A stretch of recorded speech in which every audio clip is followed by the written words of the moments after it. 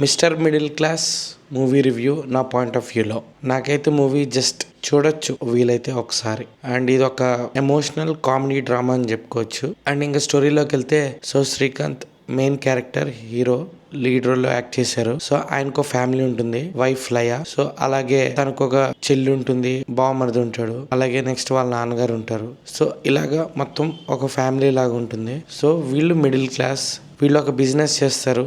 ఆ బిజినెస్ వల్ల కష్టాలు వస్తాయి. సో ఆ కష్టాలు పోవడానికి వెంకటేశ్వర స్వామిని పూజిస్తూ ఉంటాడు. వెంకటేశ్వర స్వామికి భక్తుడు అవుతాడు. ఒక సర్టెన్ టైంలో దేవుడు శ్రీకాంత్ కి కనిపిస్తారు. ఆ శ్రీకాంత్ ఒక వరం అడుగుతారు, ఆయన కూడా ఇస్తారు. సో దేవుడు వరం ఇచ్చాక శ్రీకాంత్ లైఫ్ లో ఏమైంది, ఎలాంటి సిచ్యువేషన్స్ ని ఫేస్ చేశారు, ఫైనల్ గా వాళ్ళ కష్టాలు తీరయ్యా లేదా, ఇవన్నీ తెలుసుకోవాలంటే మీరు ఖచ్చితంగా మూవీ అయితే చూడాల్సిందే. దీనిలో చాలా మంది ఆర్టిస్టులు ఉన్నారు. రఘుబాబు గారు ఉన్నారు, సునీల్ గారు ఉన్నారు, ధనరాజ్ ఉన్నారు, మురళీధర్ గారు ఉన్నారు, బాబు మోహన్ గారు ఉన్నారు, పృథ్వీరాజ్ గారు ఉన్నారు, వెన్నెల్ కిషోర్ గారు ఉన్నారు, అలీ గారు ఉన్నారు. సో ఇలా చాలా మంది క్యారెక్టర్స్ ఉన్నాయి ఈ మూవీలో. అండ్ మెయిన్ గా చెప్పుకోవాలనుకుంటే శ్రీకాంత్ గారు అండ్ రాజేంద్ర ప్రసాద్ గారు, వీళ్ళిద్దరిది మోస్ట్ ఇంపార్టెంట్ క్యారెక్టర్స్ మూవీలో. అండ్ శ్రీకాంత్ గారి పెర్ఫార్మెన్స్ బాగుంది. సో ఇప్పటిదాకా మనం చాలా ఫ్యామిలీ మూవీస్ లో చూసాం ఆయన యాక్టింగ్, సేమ్ అదే టైప్ ఆఫ్ పెర్ఫార్మెన్స్ అంతా డెలివర్ చేశారు. అండ్ ఈవెన్ రాజేంద్ర ప్రసాద్ గారు కూడా యాక్టింగ్ బాగుంది. దేవుడి గెటప్ లో బాగా కనిపించారు ఆయన.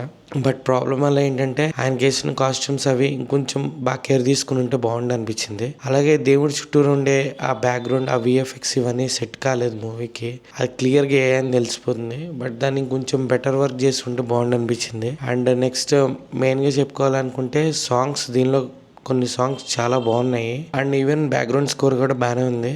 So songs and background score చేసింది సాయి కార్తిక్ గారు.